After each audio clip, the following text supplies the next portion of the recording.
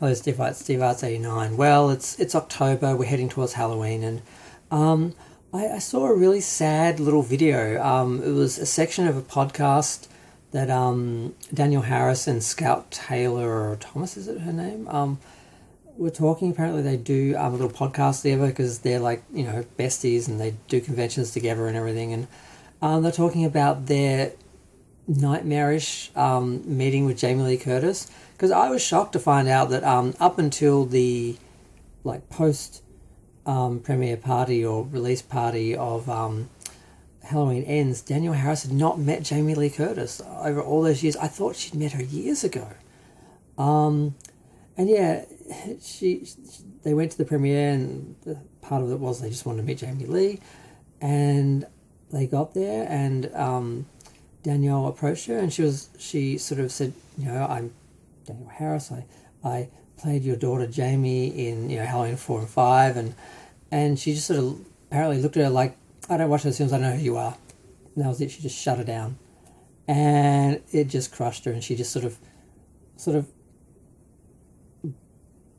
sided off over to the shadows somewhere, and just was like in shock. And then Scout Taylor Thomas was taken over to her to take a photo, and they dragged Danielle back in, and she was sort of standing on the side like, I don't feel like I'm welcome here. And eventually they pulled her in for the photo. And you can tell when you look at it that she's just sort of leaning in like, I don't want to be here.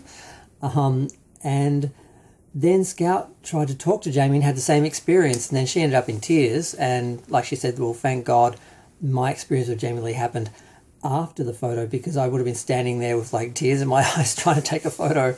And I felt so bad for them, because I kind of met Jamie Lee Curtis at the premiere for Halloween 2018, and she was all business, cold, just absolutely cold, just had no time for nobodies, and yeah, I was in one of the venues that she was going to be at later, and I just happened to be around some of the people who were running around hectically trying to arrange things for her because she was being so demanding, and they were just absolutely in terror of her. Then when she walked the red carpet, she showed up basically about 30 seconds early and left spot on. She gave it 15 minutes, and that's it. So she basically walked past everyone. She paused for a photo, and then went and talked to the reporters, and pretty much ignored all the people who were waiting to meet her. She could have taken a couple of seconds to sort of, because if you've ever been to the Event Cinemas in Sydney, they've got this big sort of walkway in, and there are all these big sort of columns, and they had these perfectly scaled size to have the fence things, whatever you call them, in between, that they always take, to have lines and that. And sorry, I'm losing all the words for those. The barricades, whatever. And she could have just taken a moment, because there's like 6 of them, and she could have just taken a moment, paused at each one of that, but she pretty much walked past the whole lot.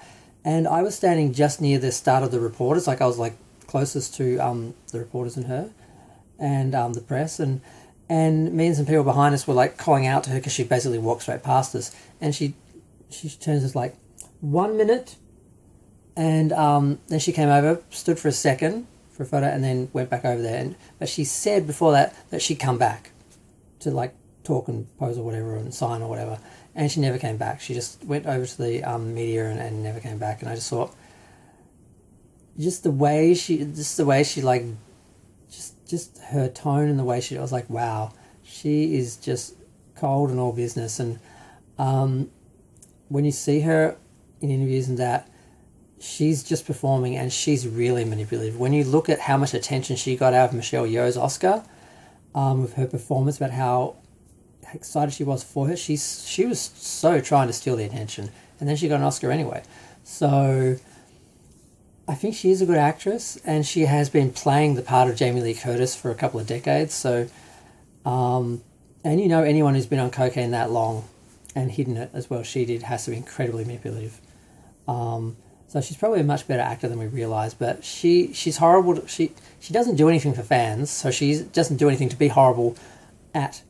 But when she met those girls, she had poor Scout in tears, the poor thing, and she was crying on the podcast which she's trying to talk about. I know this came out a little while ago, but I just heard it yesterday. And I thought, wow, I wasn't imagining it. My perception of her was like obviously what she's like with people, unless you can help her and you're important. So it was just really sad. And I had to comment on it because I just had to comment on it. I did a video about, meeting her because I had a chance to actually be in a little fan section because I was like the first person there waiting all day to get a good spot. And I parked myself near the press because I thought I'd get a better shot of her from there. But there was a little section where there were people and she was going to apparently sign for them because it was where the photographers would photograph her doing it. So it was all about just being photographed, talking to fans, not actually giving a crap about the fans. And they asked if I wanted to be there, and I actually said no because I felt like she would sort of breeze past that, and then I'd be stuck because when I went to the Star Trek Into Darkness premiere in Sydney, there was all down the road on either side of the cinemas, it was all cordoned off, and I wouldn't have been able to get around. And by the time I would have gotten around to the other side where she was doing the press, I would have missed her talking to the press and doing the interviews and getting better photos. So I stayed where I was, and she did stop at that little group, and I think she signed a couple of books, and that was because that was where the cameras were aimed to make it look like she actually was like talking to the fans and actually, so yeah. So I did a little video about that a couple of Halloweens ago, and then I heard their story and I felt so bad for them. I just had to like commiserate for a second. And it's really, and I guess that kind of explains why Danielle Harris wasn't cast as her daughter in Halloween 2018, which she should have been. It didn't occur to me that there'd be a daughter in the film, and then when I heard it was some other actress, I didn't really think, and then I thought about it later, I'm like, why didn't they have Danielle Harris as the daughter? That would have been perfect. I mean, it would have been amazing to have those two actresses together in the one role, in one film. But they didn't do it. And, she got to be in the Rob Zombie Halloweens, which really helped her career. The first film was huge, but they were awful, and I don't watch them. So I've only seen her in that film like twice. But, I'm still talking 7 minutes. I better go. But feel free to share, like, comment, subscribe. Let me know what you think. And if you've had any experiences with Jamie Lee, feel free to share them, because I reckon there's a lot of, well, at least a few of them. The time she's met fans, I don't think she's really left much of an impression. And you see a lot of interviews of her acting a lot. And I'm just wondering I'm wondering who she really is. But maybe I don't want to know. I'm going to go.